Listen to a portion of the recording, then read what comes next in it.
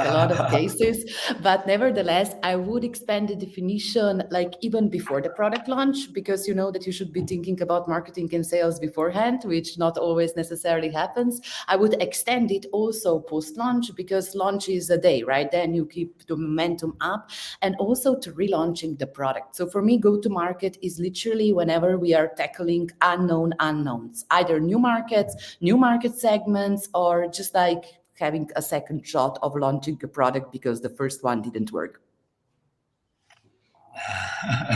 Love it, love it. I think that probably Maja's definition is spot on because she, as she said, guys, she spent the last year writing a book about go-to-market. So she's the master.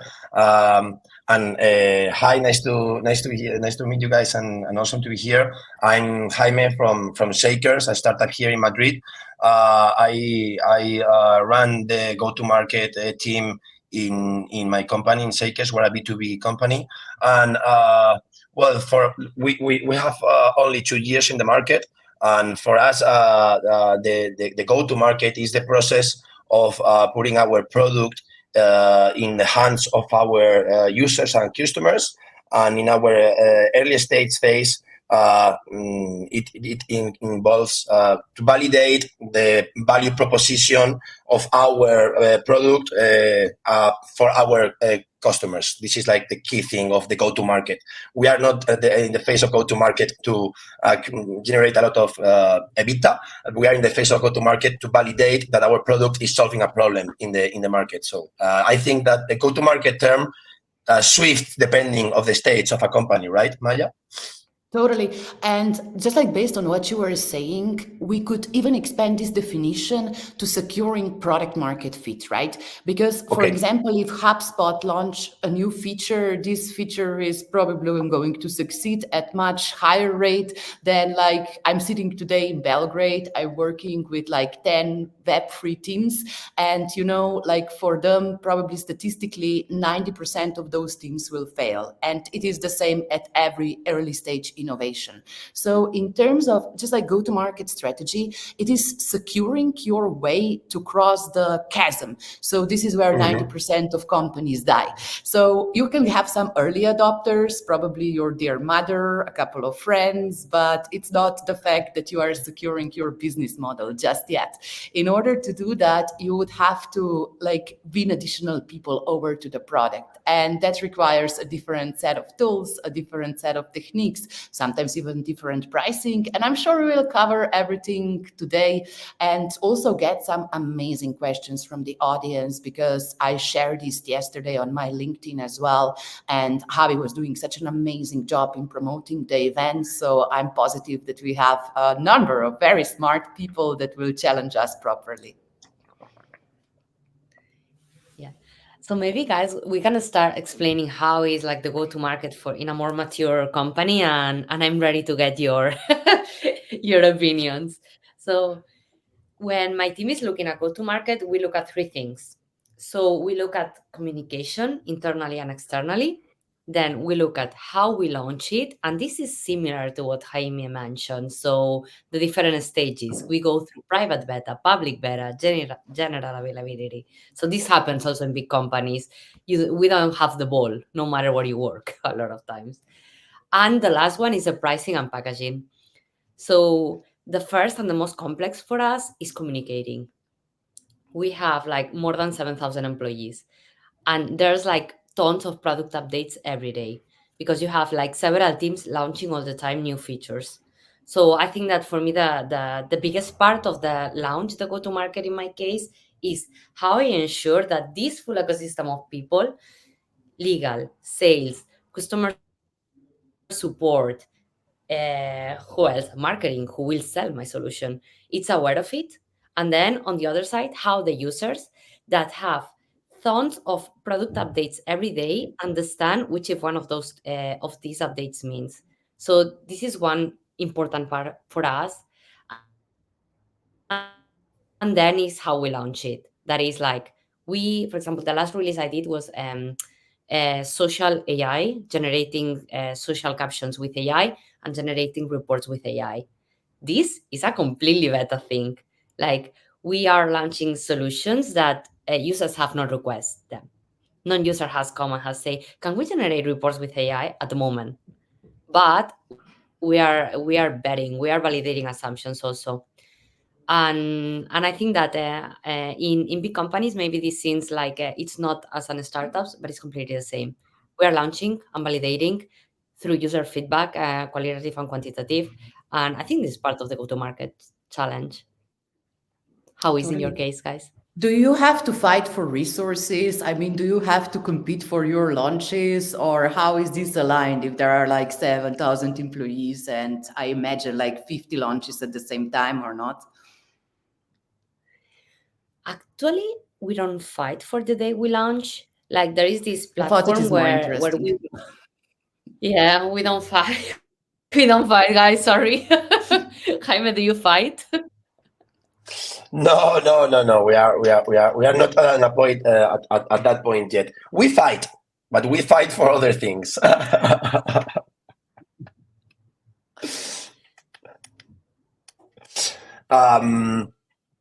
But well, in talking about like how we launch, right?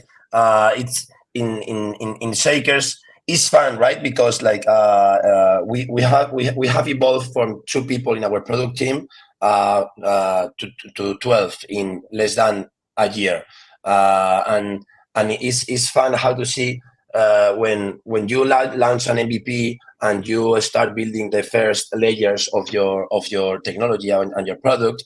All the focus is on getting new features, and every day the product deploys new features, right?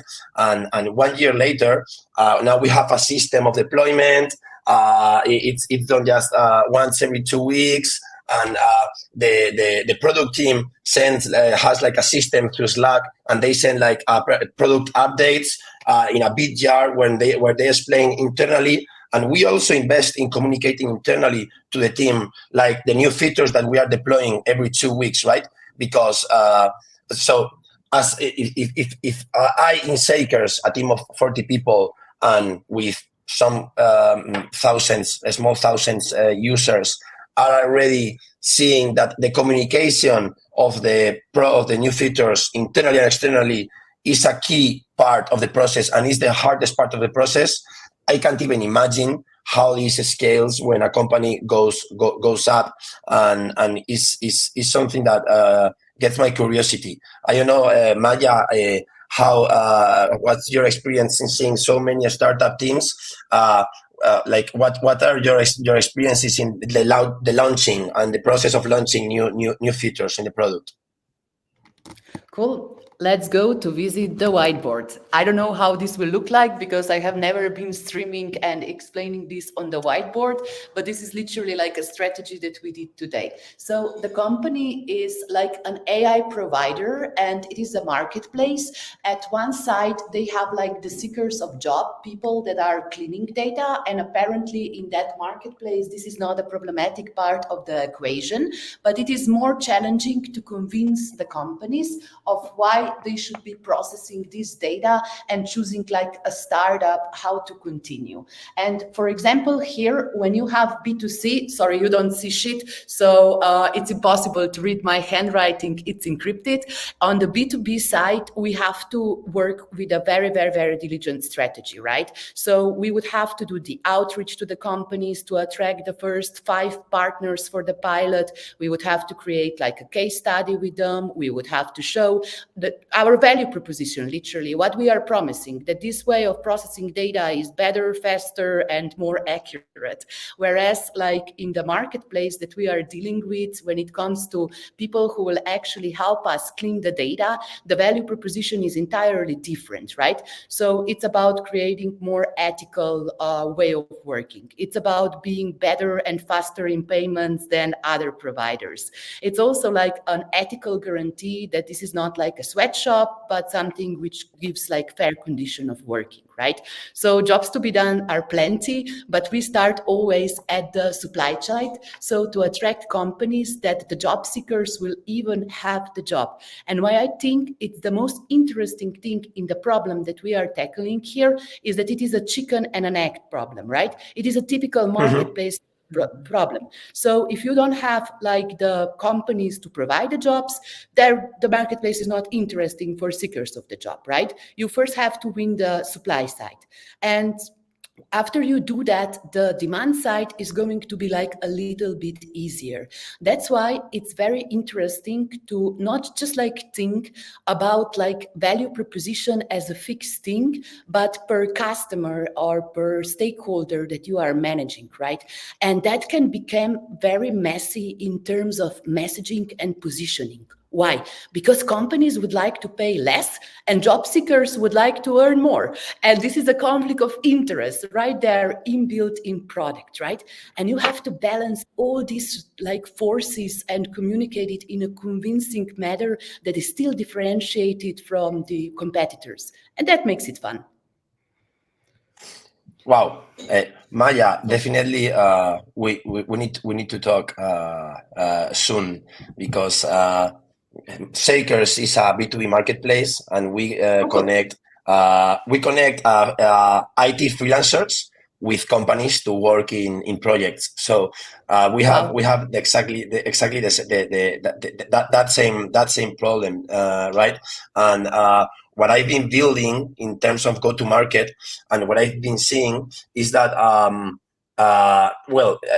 we are a double-side commit marketplace, the same as you, right? Like you have to make two people to make an agreement for you to earn your take rate, right?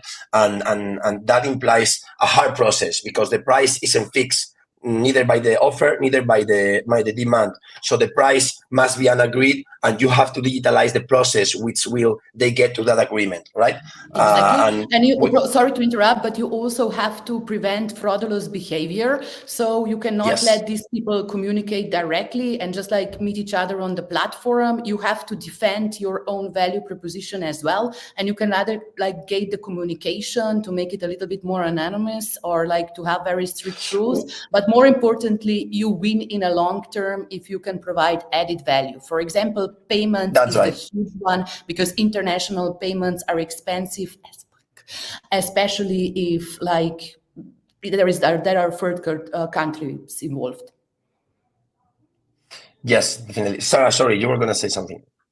No, well, actually, now I have a new question. So, what are the problems that you are finding, Jaime, when defining your offer and your pricing and packaging? How are you handling that? Well,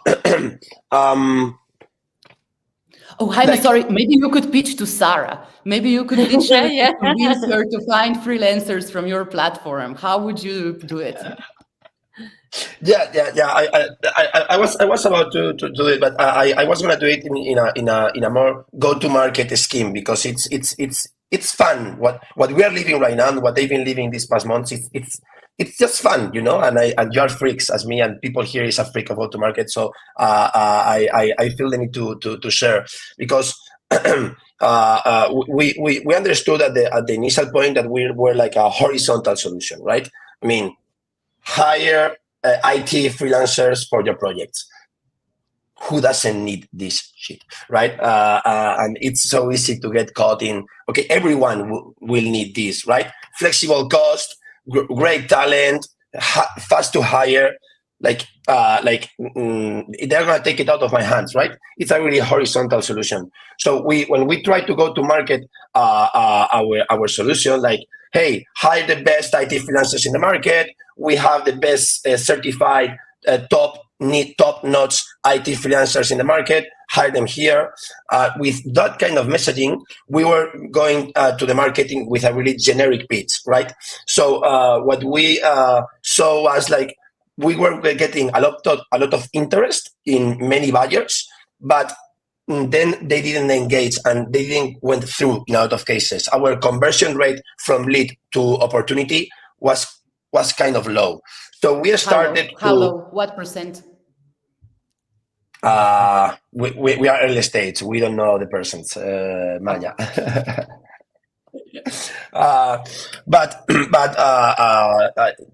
less than a 5% in some channels. Okay, so what we started to do was to verticalize our value proposition.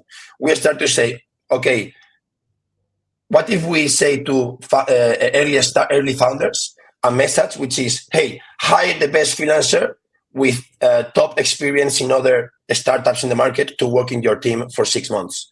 And when we start doing like this verticalized messaging, the conversion rate is starting to go up because we detected a concrete niche, concrete segment with a concrete pain, and we adapted our horizontal solution with a message more quite suited to their pain.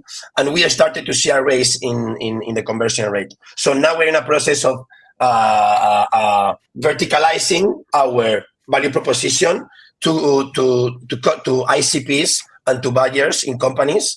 And we have like a matrix of like company size, kind of buyer, and then we put like the pains and like the concrete value proposition that we have to say to that concrete segment. So in doing this, we are starting to get like a fast traction, and well, it's been fun, a fun process.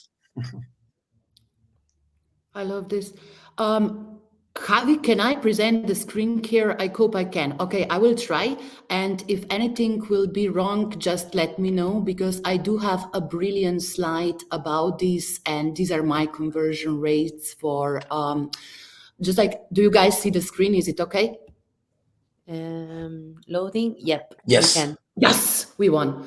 Okay, so Jaime was explaining before how important it is to speak with a specific persona, with specific audience, right? And this was my wait list for the book. So 2 months before I started to go into the launch cycle, I was doing a wait list campaign. And as I thought that this book is going to be, guess what, for everybody, because I would love to help all people, solo entrepreneurs, B2C apps, e-commerce, you name it.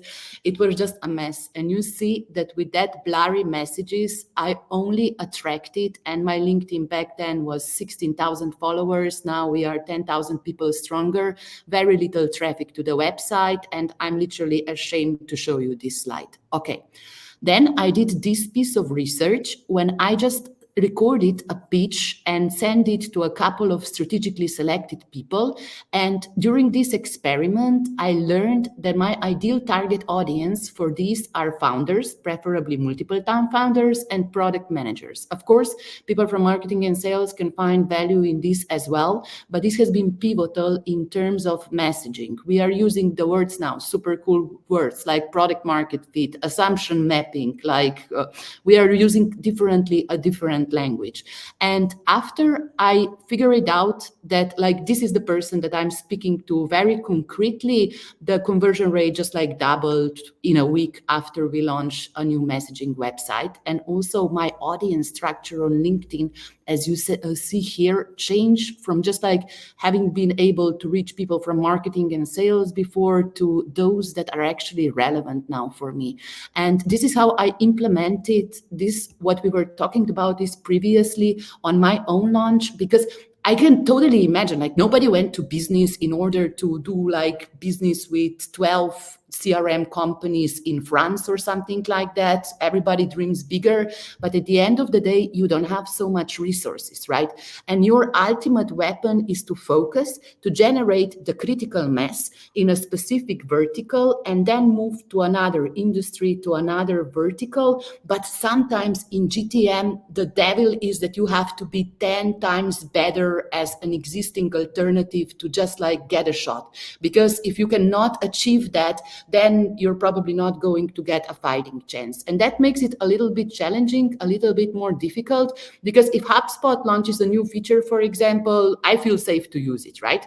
But if a company from, I'm in Serbia now, so I will just use this example, for Belgrade writes to me, hey, Maja, would you like to launch your book on your platform as well? I would be, okay, give me a revenue projection. How much should I be making? What's the effort that I need to do? Let's figure it out, the ROI if this is worth doing, right? I have a much lower trust point than, for example, with established brands. And that makes it a little bit more difficult, but I always like to say, hey, in the beginning, you put more in and eventually you will see some leverage and you will get some referrals and life will get a little bit easier. It's just like 0 from 1. This is where the true legends are made. I love it. Maja, what are the mistakes you've seen over and over in companies, big companies or little companies, doesn't matter, in go-to-market? In big companies, mistakes, or in small companies? All of them. Go wide. No. I will not go on a rent fest right now because it's December. We should be happy. We should be preparing to spend nice holidays with our families. So let's just say that we are making new GTM commandments for 2024.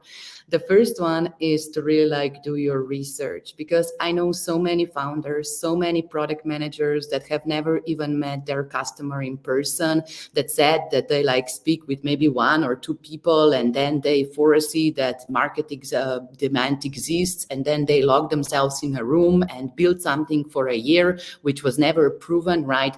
And this is usually the recipe for catastrophe. So I love iteration. I love pre-selling things, and I just like to secure early traction before we go on this wonderful maker journey. I do it like for very altruistic reasons, because I love the energy and the efforts of smart people being really directed to the right stuff.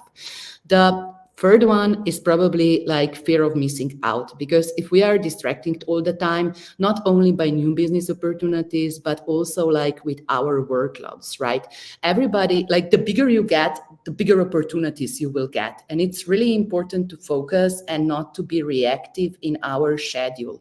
I find it very difficult to observe some people who have like maybe just like 10 meetings a day or something like that. Oh, Javi is throwing around our faces. He's VJing our stream. But nevertheless, if you are like on 10, 12 meetings a day, how can you think? Do you possibly have time to do like any product work, any strategic work, like anything that would make a difference in your business? So as a founder, I'm being very surgical myself. What is the high leverage opportunity that I can do today? What will move my business forward further? Or I will just do some troubleshooting, some hot fixing, and some weird meetings. So every day matters, because the speed matters so much, and the majority of GTM companies don't have that long of a lifeline, especially if they are bootstrapping.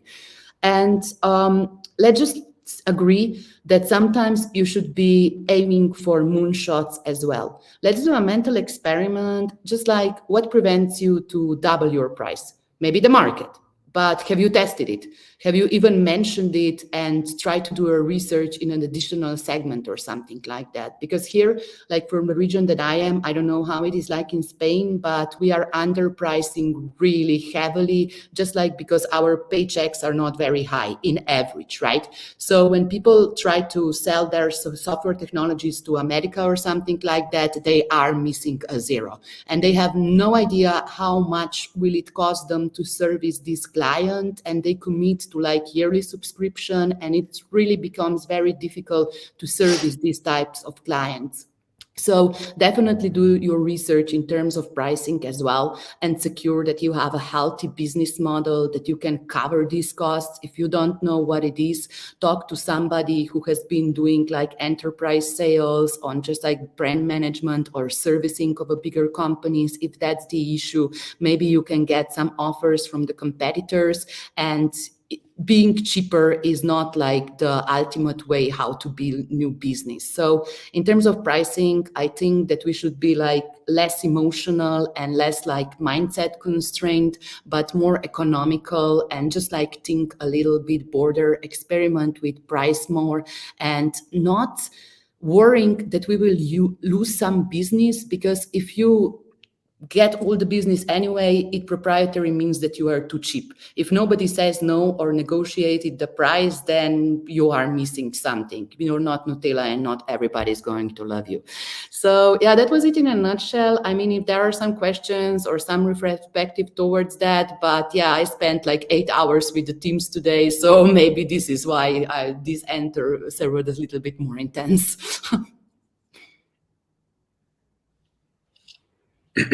No, I was loving your answer, Maya, and we've been thinking about doing some experiments in raising our price, right? For the audience, in a marketplace, your price is like the fee that you put in the middle for a transaction, and your price depends directly on the amount of value that you add to your offer and your demand side, right? But we are not sure how to start running the experiments, and if maybe you guys or Sarah, you Sarah. in HubSpot are also experts in pricing, because I'm a HubSpot client, and I live how you experiment with your pricings. So what tips could you give the audience and me on how to experiment of raising a bit your prices to try to understand where is the sweet spot, right, in your price? Because we feel it's low, but we don't know how to start raising it and how to experiment on it. Because Jaime, are you serving just the Spanish market, or are you in different markets? Right now, we are mainly focusing on the Spanish market. Our 80% of our revenue comes from Spain. Okay. I know about experiment. I don't know about experiments in pricing. So Maya, the floor is yours. Okay, cool. So whenever you are like improving your product and launching new features, you have an opportunity to create a new package. If you are selling one-to-one, literally every offer that you issue could be viewed as an individual service. And just like at least once a quarter, you should be pushing the value a little bit more. I mean, you can still negotiate it. And at least like in our region, it's very noble to negotiate. You're not doing your job as a business decision maker if you're not securing a little discount. So if that happens a lot to you, just like incorporate this in the ground price as well.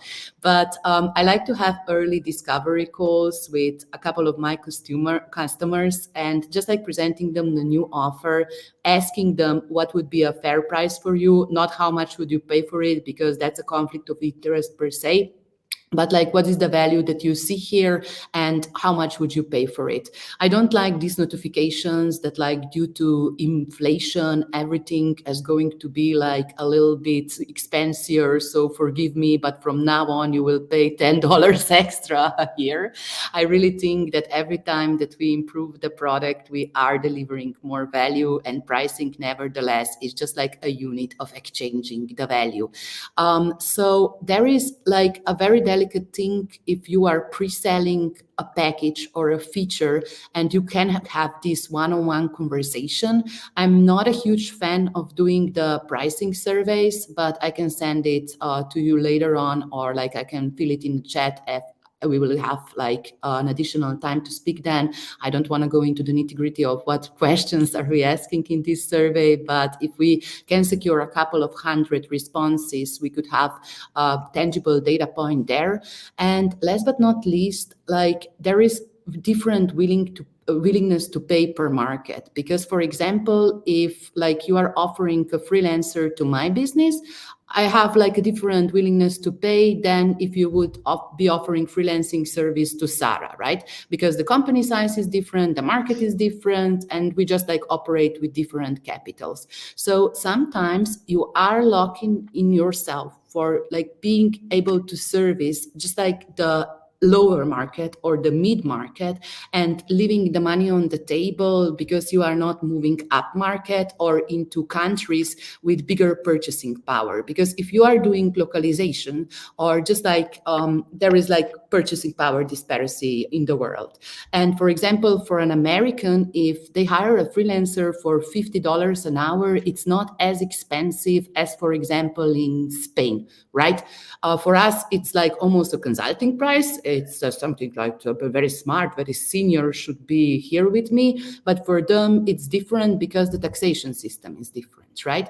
So it's very important to compare these data and these opportunities cross-nationally. And once you are expanding to new markets, don't go like with the same pricing everywhere, because the supply and demand, especially in the workplace market, is entirely different. And you can clearly see that like from Fiverr or people per hour as well. If somebody is like from UK or like from the US, they will be charging more. And this is something that you can do in your business model research. Hope this was not very complex, but my brain has a weird way how it functions. No, Nice. it was crystal clear, actually. Perfect. Okay, tengo la pregunta. Yeah, ¿Tienes so la I have a pregunta? question for you, Maya, about your knowledge about your launching your book. Oh, cool. What are you interested in? So I can walk you through like a couple of stages through the launch. So I will just like put the present here, and I won't be long. I promise I will not be long, but I have like a couple of presentations here, a couple of slides that I can share. So I'll just go here on the window again, and we should be here back to slides. So basically, when it comes to book launch, I learned 4 things. We already talked about getting to know your early customer, doing some sort of a research, and we will do go and revise this slide about research methods just now. There are a couple of different ways how you can test the market, right? And here on the lower end of the spectrum, you see like interviews and survey and doing usability tests and whatnot. And this is like people saying, not people paying for your product, right?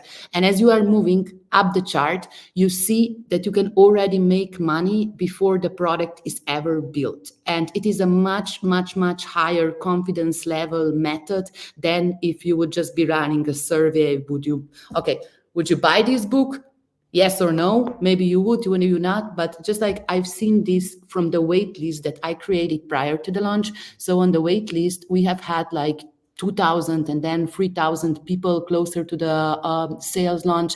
And the conversion rate from this wait list was like 50 to 60%. I was dealing with like so many developability issues on ConvertKit. It was terrible. At the beginning, only 30% of the waitlist, opted-in waitlist, got emails, and we had to work on the domain recovery and warming up the domain.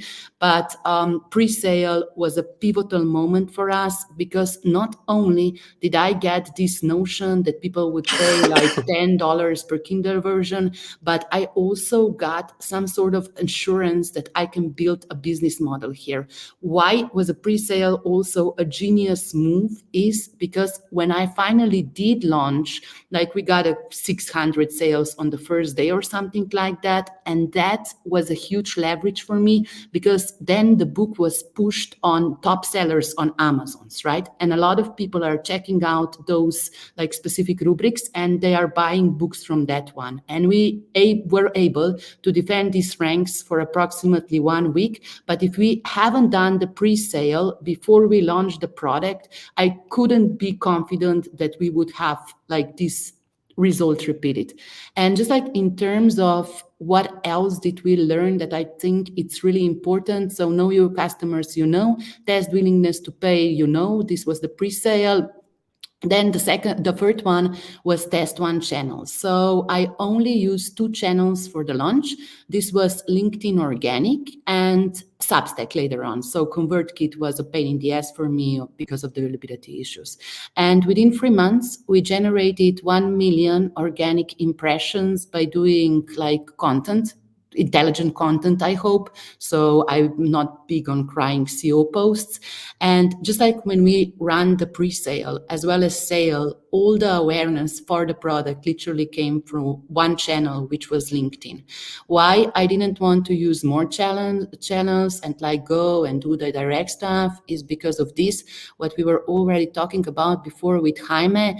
And this is just like the focus, right? And focus applies everywhere in business. So if you go for catching like 5 different opportunities, 5 different markets, 5 different channels, you will just stretch yourself too thin. Whereas if you are gradually expanding and building your punching power, you will get much further and your efforts will be much better allocated. So that is in a nutshell of what I learned throughout the book launch. But if you have like more specific question, go ahead. Like I took numbers. I don't hide anything.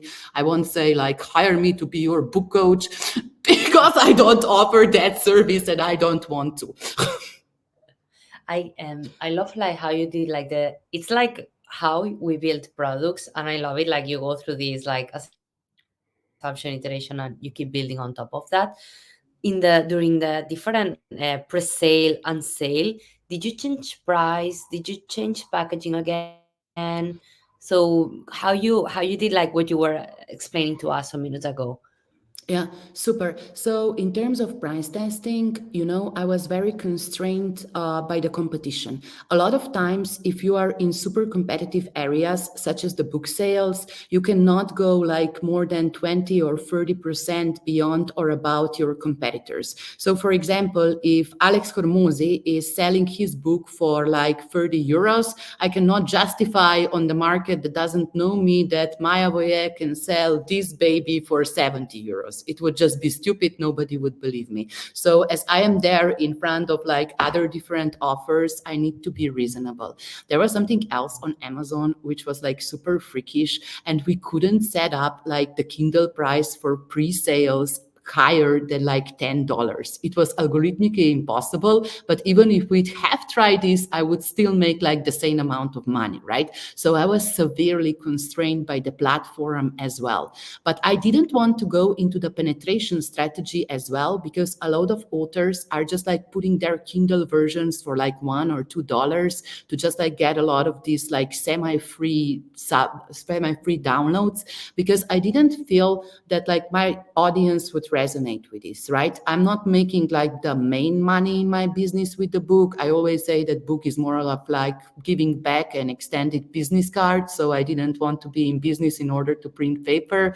And I kind of felt, and as I was talking with people, what is a reasonable price? How much would you pay? They said that the price point is too low. But from somebody from like Filipino or Indonesia or something like that, the price is actually high. And it's an investment that they have in their business. So I just had to balance this product vision of helping 10,000 businesses and making the book available, the knowledge available, to just like that I shouldn't be giving up on free. But honestly, like for me, even if people are like reselling the book or like sharing it around, it's not a huge problem, because my metric here is to help as many businesses as possible. And the business model works a little bit different. So there are a lot of authors that just like send their book for free or to cover shipping, because the main part of the business are business opportunities, and that have been like very nicely affected by the book launch. So I got a lot of new opportunities and amazing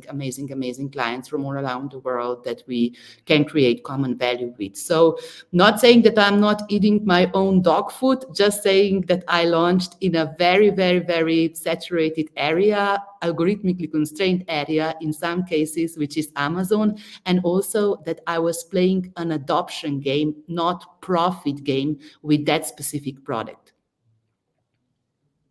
When did you launch the book, Maja? 15th of November, worst day of my life. No, sorry, best. So how was like the how do you live like the sales from the launching moment like till how was the curve of selling? Was it like a slope down, or you see like peaks in weeks or in days? Okay, so when it comes to this, I think it's very important, as you asked, the curve, because we are literally estimating our product market fit, if we can like retain constant flow of users, and if there is like a steady amount of sales. Of course, like the initial launch was artificial, because we have run like this warm up with content stream and wait list and emails. So it's expected to have a spike on the launch date, especially with the pre-sale. That was quite a huge spike. But nevertheless, you will experience the drop. But then you are observing how the curve is moving, and you just like try to project the trend, right?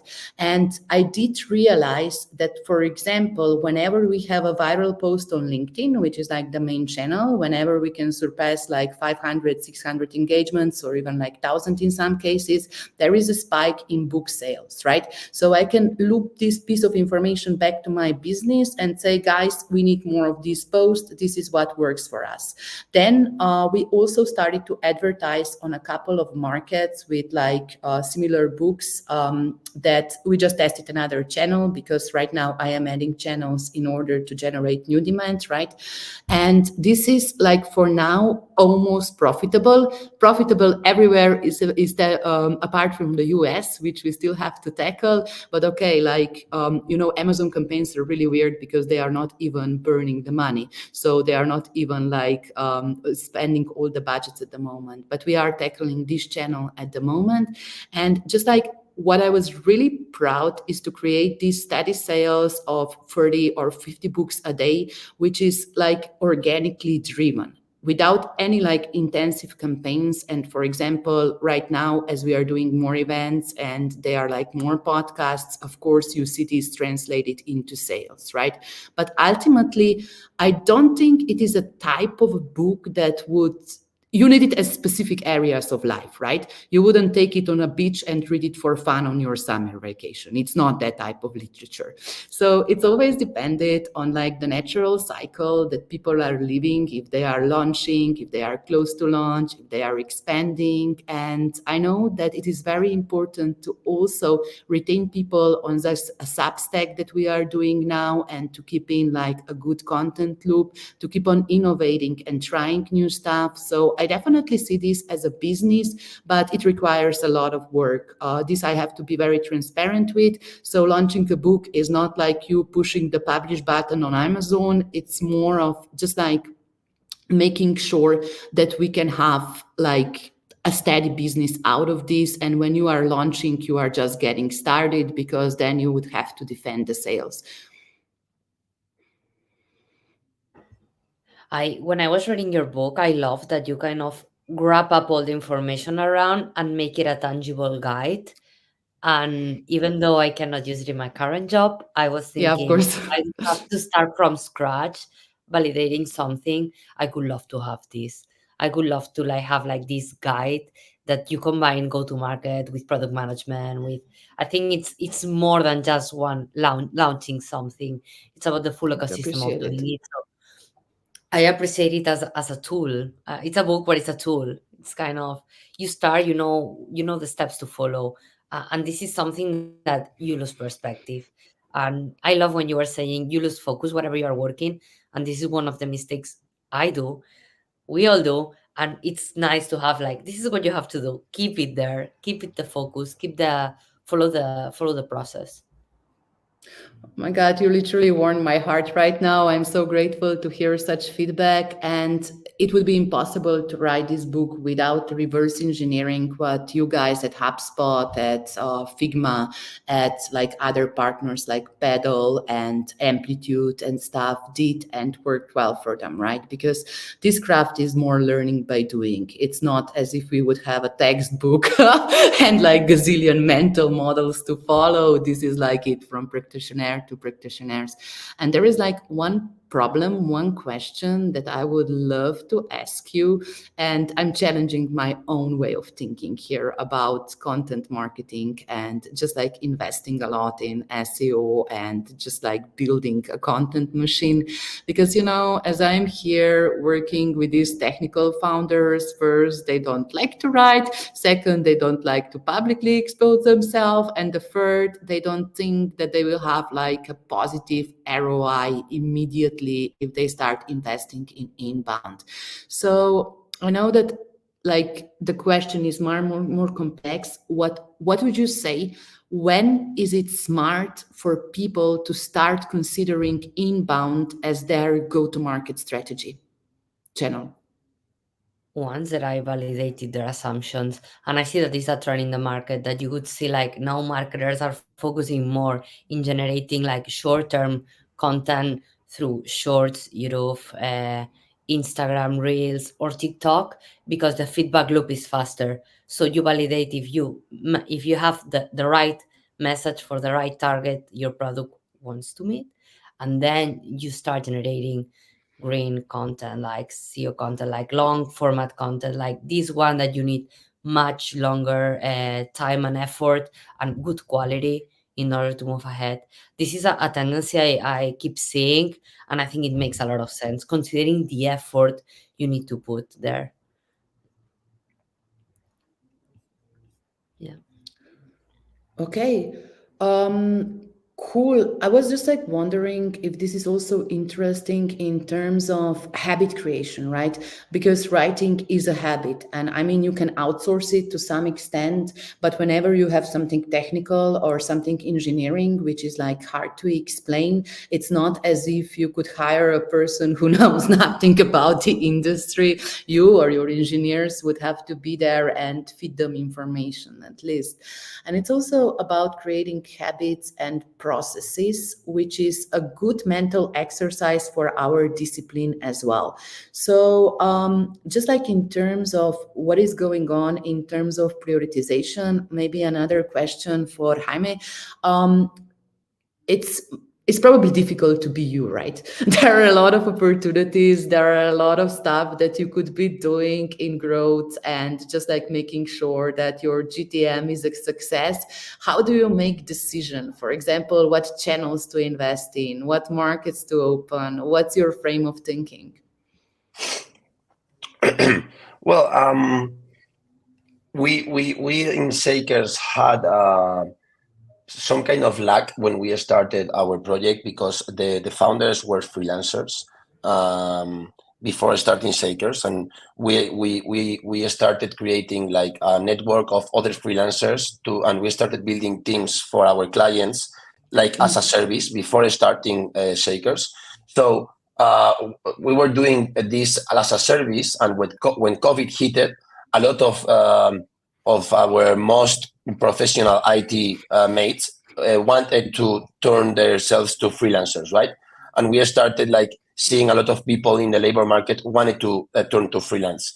So as we were freelance and we had already a network of clients and freelancers, we already had validated the pain before launching our product. So we launched a product with an advanced pain validation and a net of companies and of freelancers. So we chose the IT space for the offer part because we had a lot of touch in the market because ourselves were freelancers. And that's why the offer we focused on building in the IT space. And in terms of in B2B, in terms of companies,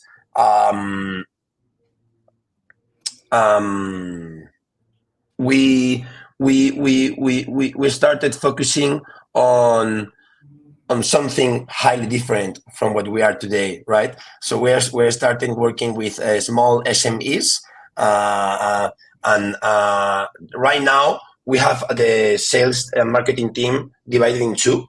Where in one side we are focusing small and medium companies from 0 to 500 employees, and another team from big companies and enterprises from 500 to 5,000, and then to 5,000 above.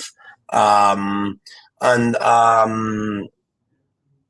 basically what we do in terms of channels is that we try to validate the full funnel view from a lead perspective. So we run campaigns and we set a 60 days life cycle, and we in the marketing owner of a channel, for example SEO, monitorize all the process from the leads. So our marketing team goal is not to generate leads or to generate opportunities, is to generate revenue. So our marketing team analyzes all the process of the leads until the end to understand the impact. Because what we saw in the past is that maybe some channels did bring some opportunities, but we start seeing that maybe in that channel, the opportunities that was bringing us a concrete channel were not closing good enough.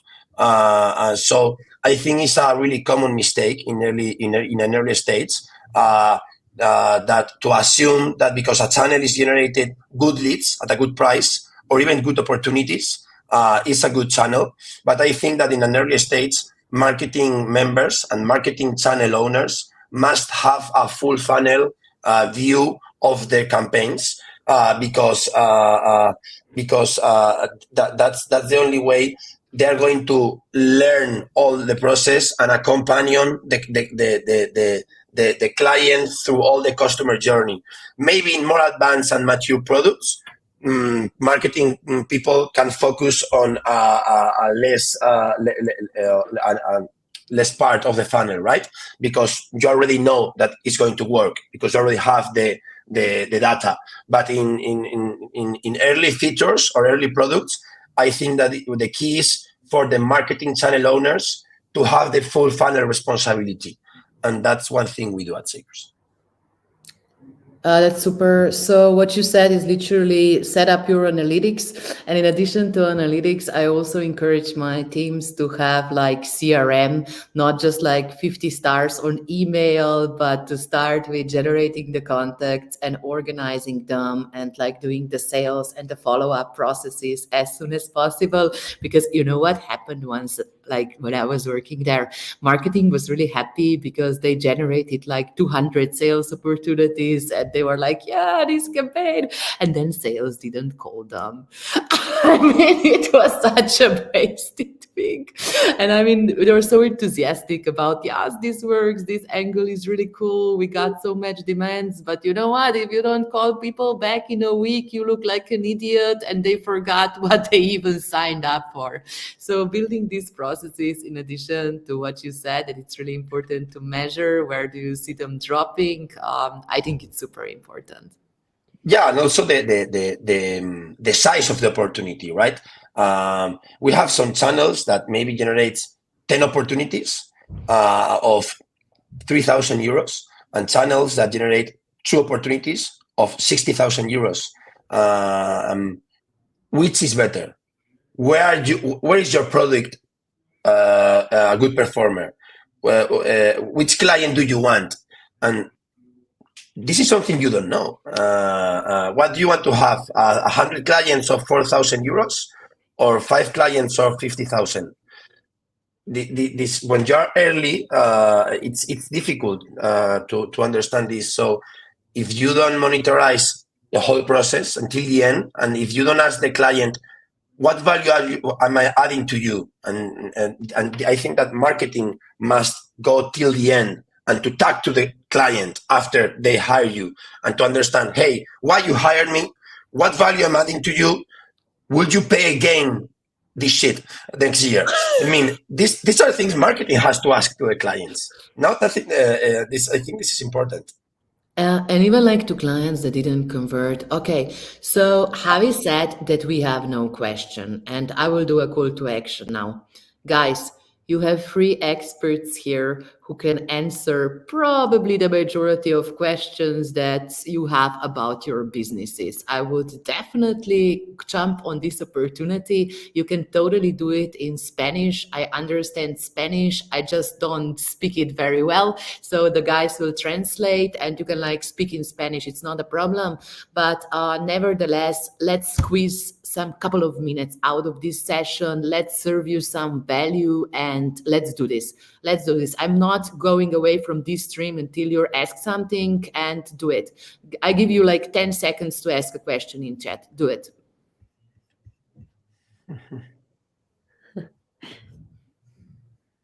Good call to action, Maja. Otherwise, I'll send my husband.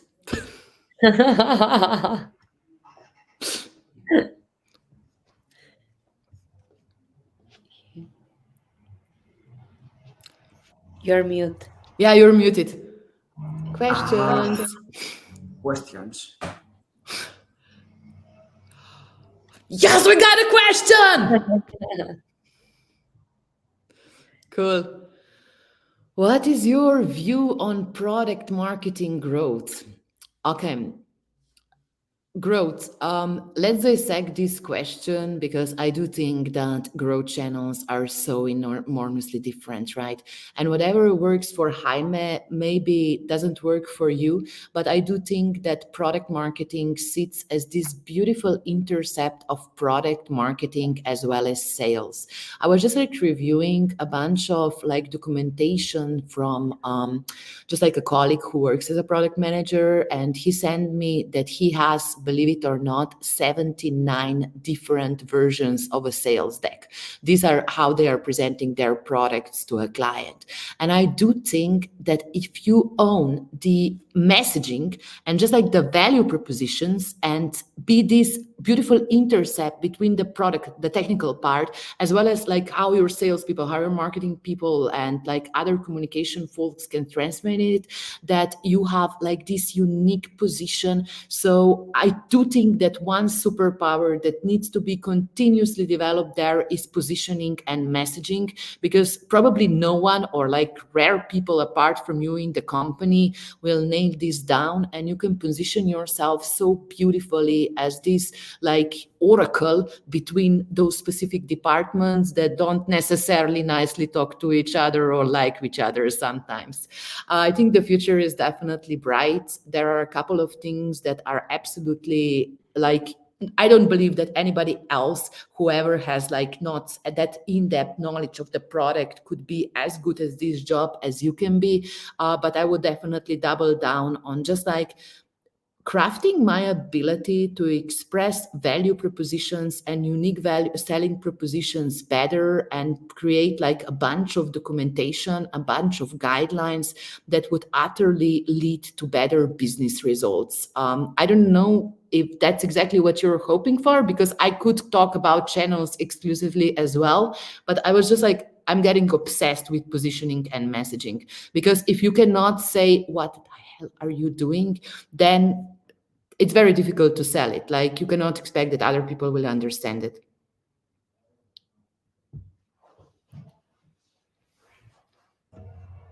Thank you for the question. I really appreciate it.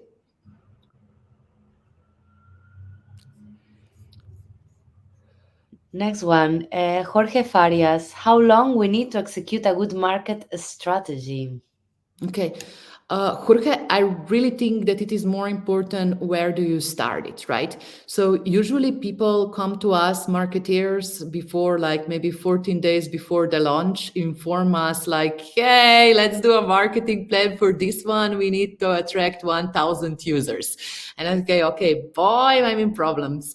I have like anything to say about the pricing right now. I cannot do customer research in order to influence the product. I could be useful like 6 months even before you launch, and we could actually make more intelligent like market driven decisions together. But okay, let's say that we are there on a launch date and that we have like a certain objective. So how many people do we want to invite into our beta? And now we are figuring out, okay, first of all, what is my lifeline? Because in GTM, it depends on your burn rate. And if you have like 3 months or 6 months of lifeline, this is just like the amount of resources that you can spend there. And the time is naturally constrained. Then you can also set yourself an objective. Okay, if I don't achieve like 500 beta users per like month in 1 month of campaign or something like that, I will have to rethink this go-to-market strategy and return to it again. I will have to either change a channel, I would have to change how I present this, or I would have to even change like a part of the product or the target marketing that I am doing it. My assumption is always that it is not over until you say so. So you can always make additional changes into the product. And I genuinely believe that it is like a team sport, right?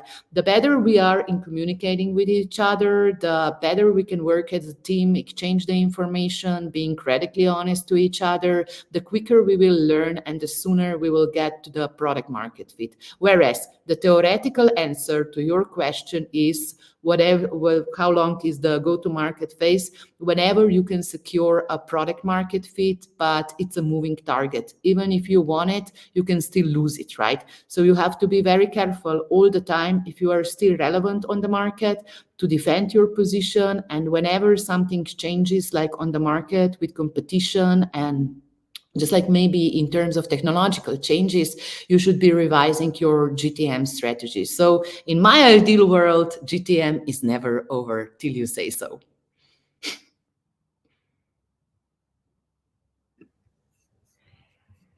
Next one, it's from Sophia, but there are two actually. It's like, can you suggest a way to get early adopters for an app that is not built yet? They are probably already in your phone book.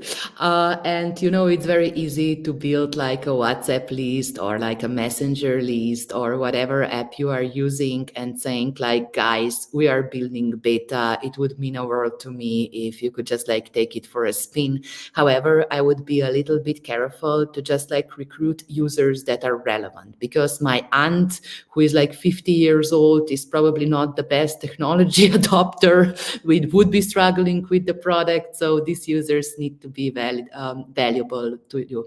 The second source that you can get users for free is in Facebook groups. So whenever you know your target audience, you can invite them in their Facebook groups or Discord groups or wherever they are. You have to ask them like in which communities are they active, and just like kindly ask the admin if you can post there, maybe like ask them for feedback to like be reviewers of that. It can be done really nicely. And there are also like certain websites. I won't be raving Product Hunt here because I have very mixed experience with that platform, but it depends on your vertical. Like if you are into gaming, there are indie communities that support each other. You just have to do the research, and I'm sure that you can get the first hundreds customers there for free to just like give it on a spot. And then when it comes to early adopters, you're trying to learn who interacted well with your product, So you would like to see people that retained, that came back to the app, that were eager to learn more, that provided you some feedback. And this is how you learn. But I'm sure that just like in terms of early adopters, you don't have to spend like 2,000 euros on Meta Edge just yet. You will learn much more if you work with them like one-on-one and generate their feedback before you invest more in marketing. I think it's very beneficial for the product.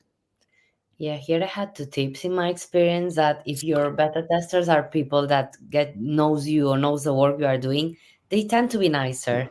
They don't tend to tell the truth. And then whenever you're looking at the spectrum of like the users that use your tool a lot, look the ones that use it and live forever, because those ones are the ones that there was something that was not working for them. I look at the spectrums whenever I'm testing something. The ones that stay and the ones that try it 5 minutes, maybe if you can measure time, and then leave it. Like, why? And here maybe you find like what is working or not. We have Jauma.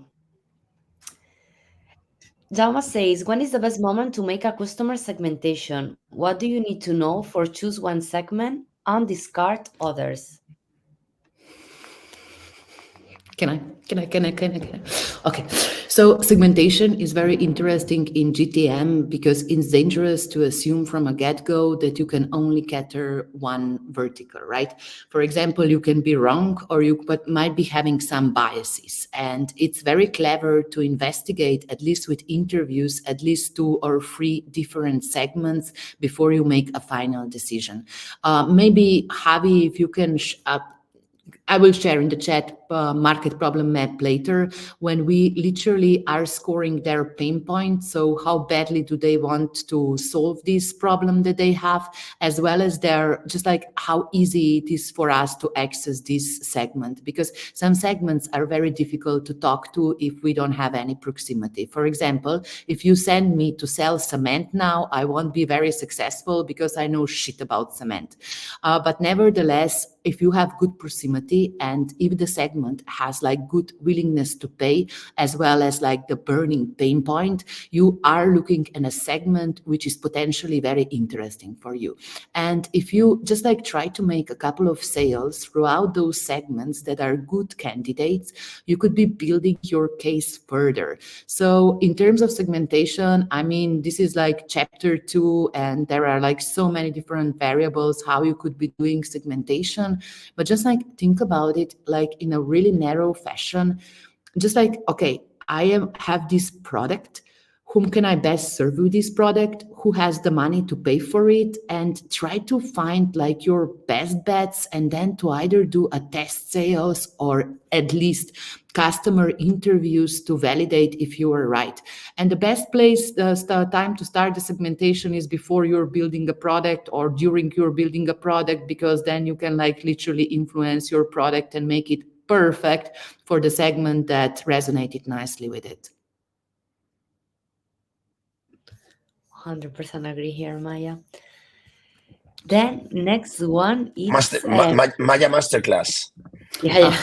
I have to go now because I have to do like mentorships in 20 minutes. Okay. Yeah, so I was about to say I have like a call. So Javi, I have to go. No hay más preguntas. Muchísimas gracias por vuestro tiempo. Y si queréis utilizar la última pregunta para despediros o decir algo más, pero no hay más preguntas y hemos llegado a la hora. Muchísimas gracias a los 3. Me ha encantado. Feliz Navidad. Feliz Navidad. Gracias. Feliz Navidad. Encantado, Sara, Maya, sois unas cracks, y perdonad que yo llevo un par de días un poco malo y he estado con la voz un poco tomada. No, it's the best. And I will just go to YouTube now to share some additional links. So stay around for 1 more minute if you are waiting for them. And guys, it's been an incredible, I really felt like warm and appreciated in your company. So thank you so much for your kindness, openness, and sharing your wisdom of go-to-market. This is how we all get better if we learn from each other. Thank you very much. And thank you, Jorge, Sofia, Jaume, Pablo, Alex, that we see your comments. Thank you very much. Appreciate you guys. Ciao.